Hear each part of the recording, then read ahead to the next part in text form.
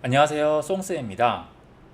오늘은 우리 직업정보 타파에서 항해사에 대해서 한번 알아보도록 하겠습니다. 이 영상을 보시는 대부분의 고등학생 친구들은 항해사가 뭔지에 대해서 잘 모르는 친구들이 많을 거예요. 그쵸? 그냥 딱 눈으로 읽어봤을 때는 배와 관련된, 그쵸? 바다에서 일하는 직업 중에 하나구나 라는 정도만 알고 있지 구체적으로 뭐 하는 건지 잘 모를 거예요. 그래서 제가 준비를 했거든요. 자, 한번 보도록 하겠습니다. 자, 제가 항해사를 선택한 이유는 뭐냐면 방금 말씀드렸지만 우리 이제 고등학생들, 중고등학생들에게는 접근하기가 쉽지 않은 분야입니다. 그쵸? 잘 알려져 있지 않아요. 그리고 하지만 어느 직업보다도 유니크하다. 유니크하다는 건 뭐냐면은 다른 직업들과 차별화되어 있다. 그러니까 독특하다. 라는 거고, 내가 이 분야에 대한 적성만 있으면 너무 재밌고 나한테 맞다 라고 하면은 좋은 직업이다 라는 거. 그쵸? 그 다음에 안정적인 고소득을 올릴 수 있다 라는 거. 네, 이렇게 해서 이제 제가 항해사를 준비를 했거든요. 그래서 한번 자세히 보도록 할게요. 그래서 제가 이제 앞서서도 말씀드렸지만 제가 이제 직업 타파에서 준비하는 직업들은 우리한테 잘 알려진 직업보다는 잘 알려져 있지 않지만 여러분들이 꼭 한번 들어보고 좀 생각해 봤으면 좋을 직업들을 제가 가져온 거기 때문에 한번 보도록 할게요. 자, 항해사란 그럼 무엇인가? 라고 해서 한국 직업사전에서 찾아봤더니 이런 거래요.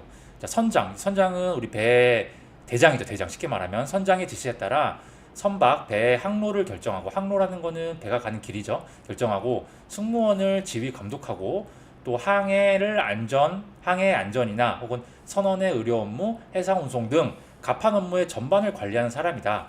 라고 했는데 쉽게 말해서 선박이 있으면 이 선박이 운행을 하잖아요. 이 운행과 관련된 모든 업무, 그러니까는 쉽게 말하면 관리를 하는 직업이다 라고 이렇게 보시면 됩니다. 그래서 선박의 브레인이다 라고 제가 해놨거든요.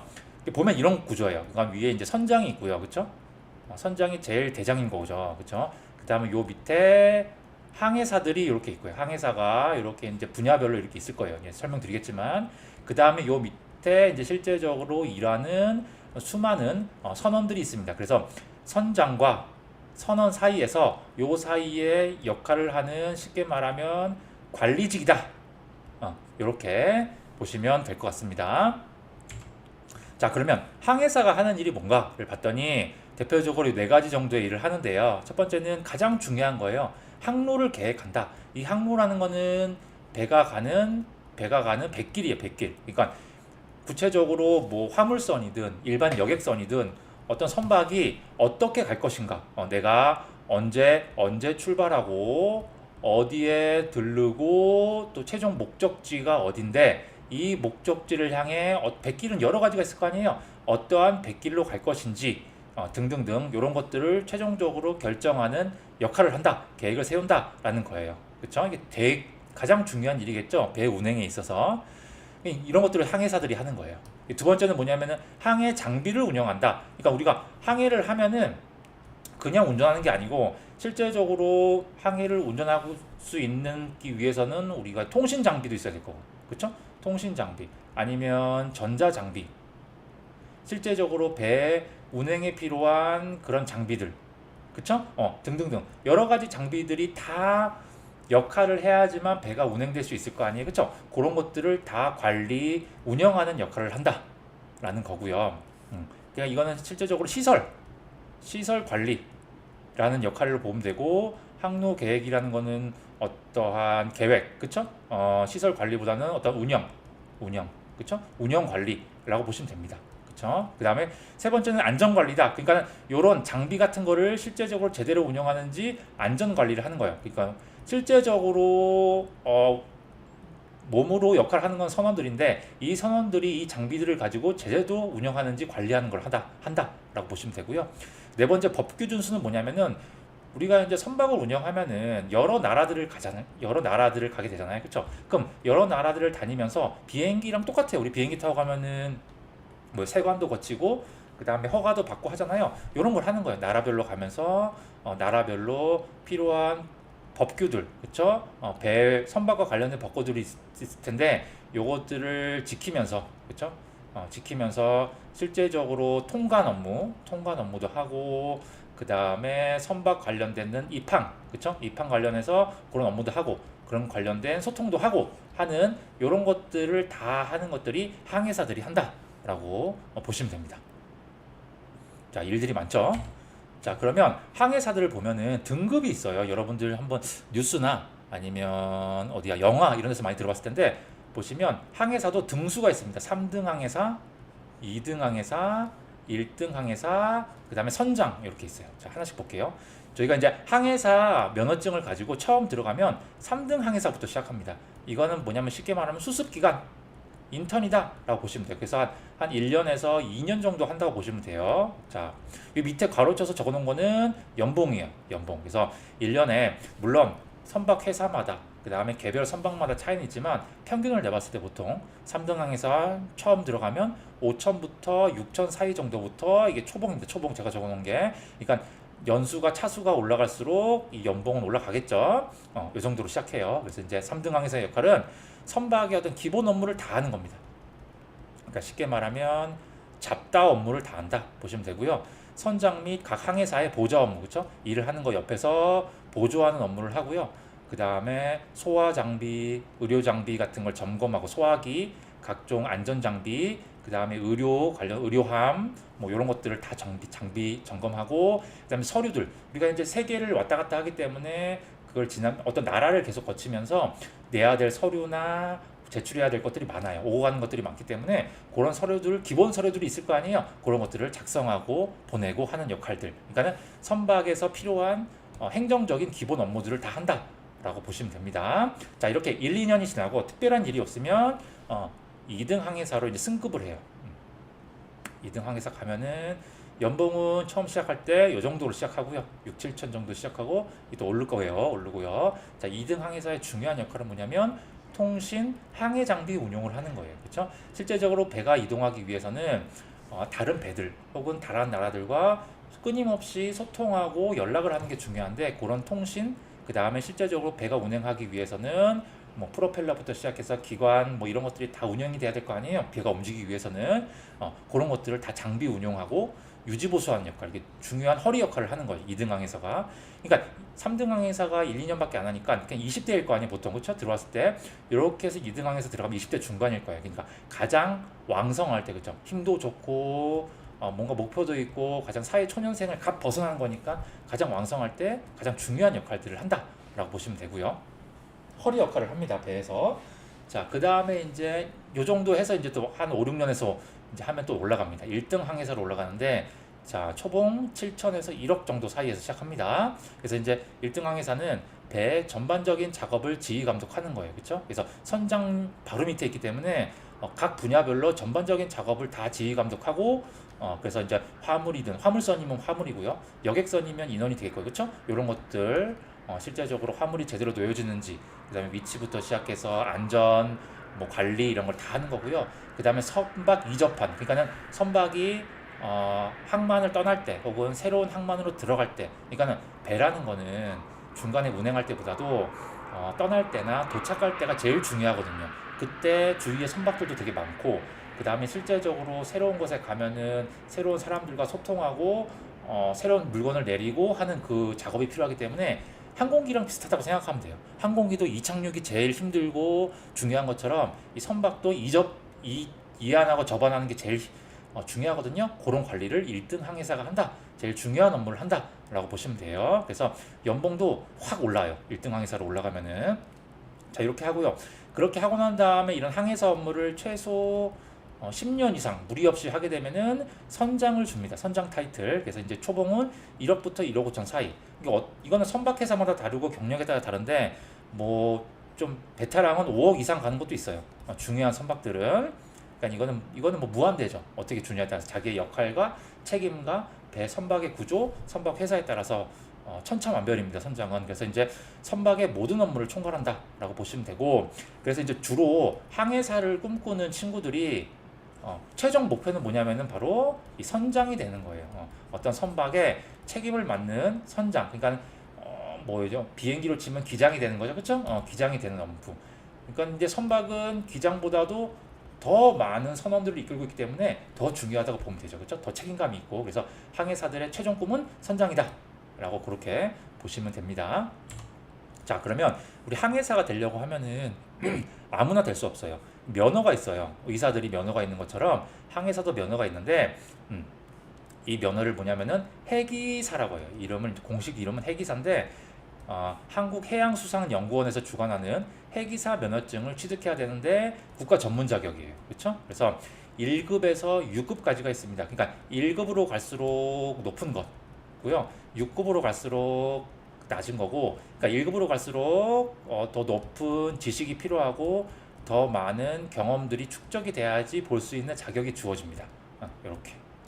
이렇게 갑니다. 그래서 이제 여러분들 이제 약간 헷갈리기 쉬운 게 아까 보시면 3등 항해사부터 1등 항해사 있잖아요. 이런 거는 그냥 선박에서 주는 직위다, 직책 정도라고 보시면 돼요.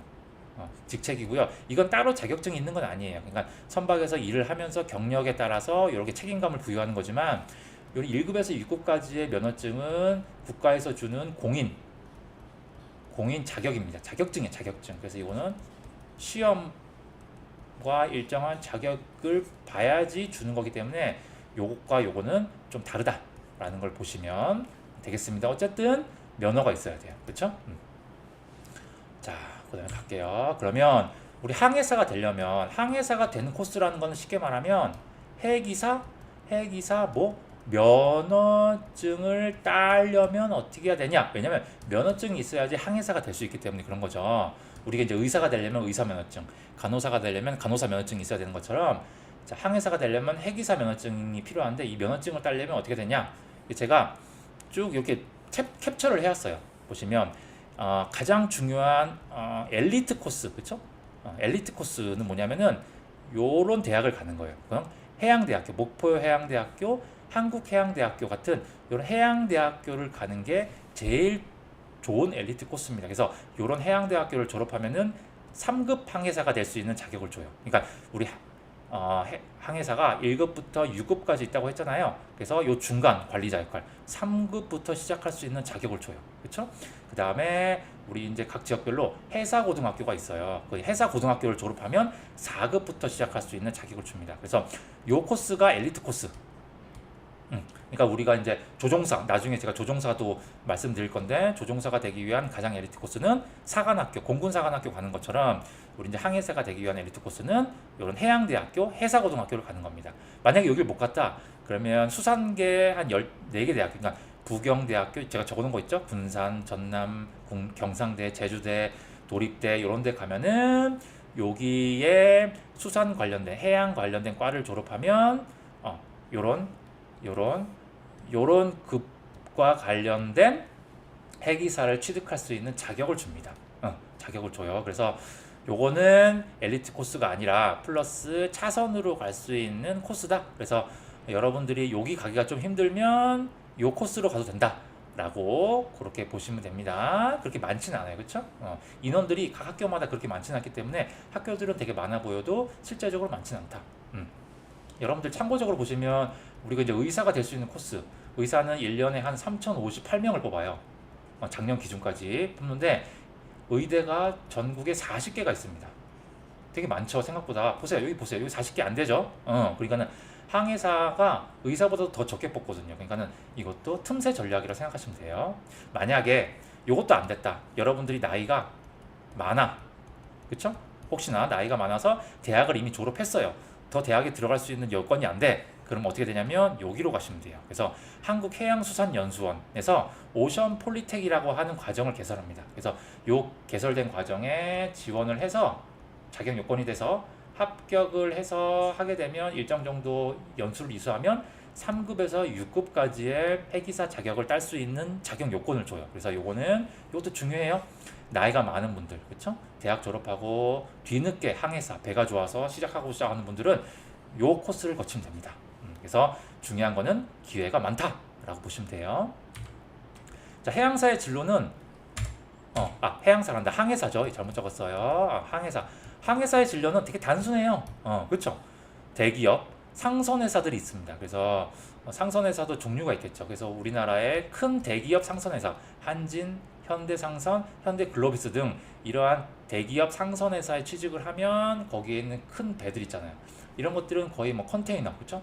컨테이너나 뭐 현대글로비스는 자동차 이런 거겠죠, 그렇죠? 이런 것들 아주 큰 선박들을 운항하는 역할을 하기 때문에 많은 도움이 되겠죠, 그렇죠? 이런 상선회사 가면은 큰 배를 가지고 그리고 연봉도 더 많겠죠. 큰 배를 하기 때문에 책임감도 더 크고 그만큼 연봉도 더 높습니다. 대기업 상선회사를 가는 게 제 1등 첫 번째 진로고요. 이게 안 되면은 중소 상선회사들 되게 많아요, 그렇죠? 뭐 규모에 따라서 개인이 운영하는 배, 개인이 한 척을 운영하는 배도 있고 수십 척을 운영하는 데도 있고 이러한 중소 상선회사에 들어가는 경우, 그러니까 여기 안에는 컨테이너뿐만이 아니라 뭐 어선, 원양어선 이런 거 들어갔죠. 이런 것도 운영해. 어선도 있고 그 다음에 컨테이너도 있고 화물도 있고 여객선도 있고 되게 많아요, 그렇죠? 이런 것들 다양하게. 그 다음에 생각 외로, 예상 외로 공무원들도 뽑습니다. 상선과 관련된. 왜냐하면 우리도 국가에서 해양 업무, 해양수산부가 있잖아요. 그 부서에 들어갈 수도 있고 아니면 국가에서 운영하는 배를 관리하는 역할도 하기 때문에 이런 공무원도 9급부터 시작해서 5급까지 이렇게 뽑습니다. 그래서 공부를 해서 이렇게 들어가면 더 안정적인 직업을 가질 수 있겠죠. 실제적으로 1번, 2번처럼 배를 운행하진 않지만 이런 배 운행과 관련된 역할을 하게 됩니다. 이런 것도 있고요. 그 다음에 이거는 틈새 전략인데요. 우리나라 상선, 우리나라가 이제 규모가 작잖아요. 근데 이 배 같은 경우는 전 세계를 운영하기 때문에 외국계 상선회사를 취직하면 그만큼 기회도 많고 그 다음에 취직 자리도 많아요. 특히 중국과 같은 경우는 최근 부상하고 있고 중국에서도 배를 엄청나게 많이 지금 만들어내고 있어요. 왜 만들어낼까요? 중국이 지금 뜨는 태양이기 때문에 본인의 나라에서 만든 물품을 다 수출해야 되기 때문에 뭘 해요? 비행기는 한계가 있으니까 배로 다 수출합니다. 그러면 뭐예요? 이 배를 운행할 수 있는 항해사들이 많이 필요하단 말이에요. 그렇기 때문에 외국계 상선회사에는 취직이 더 잘 되고요. 그렇죠? 오히려 더 뭐라고 해야 되죠? 뭐라고 해야 되죠? 대우가 더 좋을 수 있습니다. 그래서 외국계 상선회사도 충분히 노려볼 만하다라고 보시면 되겠습니다. 자, 여기 항해사, 항해사의 이제 장단점을 볼게요. 이제 이걸 보시고 내가 장점에 해당하면 장점이 또 좋으면 이제 항해사가 되는 거고 단점이 더 부각되면은 이제 하기가 힘든 거죠. 왜냐면 항해사는 장단점이 극명하거든요. 자, 장점을 보시면 바다와 세계를 누비는 생활을 한다. 그래서 평생 바다를 보면서 바다 배 속에서 전 세계에 있는 바다를 누비면서 다니고요. 그 다음에 전 세계를 또 이제 190개국이 넘는 200개가 넘는 세계를 여기저기 다니는 거예요. 1년 내도록. 그쵸? 그런 생활이 즐거우면 이건 너무 좋습니다. 그쵸? 좀 어디에 얽매이지 않고 자유로운 영혼이다 하면은 첫 번째 가장 큰 장점이 되겠고요. 주로 이제 항해사가 되려고 하는 친구들 대부분의 목표가 또 성향이 바로 이런 성향 때문에 그래요. 두 번째는 뭐냐면 선원들과 몇 개월 동안 한번 나가면 해외로 나가면 몇 개월 동안 같이 있기 때문에 가족 같은 생활을 한다. 그러니까 가족보다 더 친하죠. 그래서 선원들하고 정말로 친하면은 더욱더 돈독하게 그렇게 즐겁게 생활할 수 있다라는 거고요. 세 번째는 출퇴근 걱정 당연히 없겠죠. 배 안에서 생활하기 때문에 출근도 배에서 퇴근도 배에서 하니까요. 그렇고 그 다음에 상대적으로 앞서서 제가 말씀드렸지만 높은 연봉을 받는다라는 거. 그 다음에 앞에 설명드린 그 연봉 플러스 알파가 됩니다. 왜냐면은 밖에 나가 있기 때문에 그쵸, 집에 들어가지 않고 출퇴근을 계속 배에서 하기 때문에 플러스 알파로 받는 수당들이 또 많겠죠. 그래서 연봉은 높다. 그 다음에 긴 휴가다. 이게 무슨 말이냐면 예를 들어서 한 3개월 밖에 항해를 갔다 와요. 그러면 뭐 한 달 정도, 최대 한 달 정도, 뭐 2주에서 한 달 정도 그렇게 휴가를 줍니다. 그러면 이 휴가 기간 동안 여행도 다닐 수 있고 해외여행 또 가족들과 함께 할 수 있고 또 요 휴가가 끝나면 다시 3, 4개월 또 밖에 나가고요. 이런 식으로 일정한 항해가 끝나면 긴 휴가를 주기 때문에 요걸 이용해서 가족들과 좋은 시간을 보내는 경우가 있는데 요런 게 나는 더 맞다. 그러면 항해사를 하는 게 좋고요. 단점은 뭐냐면은 그쵸, 배에 갇혀 있는 삶입니다. 그래서 퇴근이 없는 거예요. 퇴근하고 나서 뭐 놀러도 가고 싶고 영화도 보고 싶고 맥주 한잔 하고 싶고 이렇게 하고 싶은데 그런 게 없는 거죠. 그렇죠? 흔히 말해서 속세와 떨어진 삶이다. 뭐 절에서 사는 스님과 비슷하다라고도 하는데 어쨌든 배에 갇혀 있는 삶을 살고요. 그리고 단조로운 삶이겠죠. 이게 다양하진 않잖아요. 그렇죠? 뱃속에서 자기가 맡은 역할만 하는 배 관리만 하기 때문에 단조로운 생활일 수는 있어요. 그 다음에 통잠을 못 잔다는 말이 무슨 말이냐면은 배는 24시간 바다에 떠 있어서 관리를 해야 되기 때문에 이 항해사들이 3교대를 합니다. 그러니까 8시간씩 3교대를 하기 때문에 밤에 이렇게 걸리게 되면은 그쵸? 밤에 중간에 일어나서 또 근무를 해야 돼서 통잠을 못 자는 경우가 많죠. 그쵸? 간호사랑 비슷하다고 생각하시면 돼요. 이런 거는 의료 현장에 있는. 그래서 이렇게 장단점이 이렇게 있다는 점을 여러분들 보시면 되고요. 자, 마지막으로 전망을 보시면 우리 이제 세계와 지구촌화에 따라서 선박의 역할은 계속 증가합니다. 그러니까 비행기가 발달하고 있지만 비행기는 크기에 제한이 있기 때문에 실제적으로 큰 화물을 운송하거나 뭐 이런 것들은 배를 하게 돼요. 그래서 점점 한 나라가 자체적으로 생활하기는 쉽지 않고 여러 나라와 교류, 소통을 해야 되기 때문에 선박의 역할은 계속 증가할 겁니다. 이건 당연한 거고요. 두 번째는 이거는 전문 면허가 필요합니다. 그래서 이 면허를 가지고 있지 않으면 이 일을 할 수가 없어요. 그래서 전문성이 그나마 그만큼 있고 그만큼 안정성이 보장된다. 누구나 할 수 없기 때문에. 그래서 이것도 남들이 잘 모르는 분야예요. 항해사가 뭡니까? 항해사라는 직업 자체를 모르는 사람들이 많기 때문에 내가 얼마나 노력하냐, 노력 대비 좋은 성취를 이룰 수 있다. 그러니까 다른 일반 직업보다 조금만 더 노력을 하면은 그만큼 다른 직업 이상의 성취, 이 성취라고 하는 거는 내가 직업적 성취일 수도 있고 뭐 돈일 수도 있고 사회적 위치일 수도 있고 어쨌든 좋은 성취를 이룰 수 있다라는 점입니다. 네. 그렇죠? 그래서 이제 제가 이제 세계를 누비는 타이탄의 후손이 되기를이라고 적어놨는데 이 항해사라는 거는 일단은 넓은 바다와 그렇죠? 그 다음에 드넓은 세계를 누비는 역할을 하고요. 그만큼 큰 이상과 포부를 가지고 있는 친구들한테 좋은 직업이고, 그렇죠? 근데 역으로 따지면은 실제적으로 소소한, 소소한 가정에서의 행복을 누리기에는 약간의 어려움은 있다. 물론 긴 휴가가 있기 때문에 그걸 이용하긴 하지만 1년의 대부분의 시간을 배에서 보내기 때문에 이런 거는 좀 어려움이 있다. 그래서 이 두 개를 잘 조절을 해서 내가 어디에 맞는가를 잘 선택하면 되고요. 본인의 성향이 있기 때문에 여기 맞춰서 한번 항해사라는 것도 한번 생각해 볼 필요가 있을 것 같습니다. 네, 이렇게 해서 마무리하도록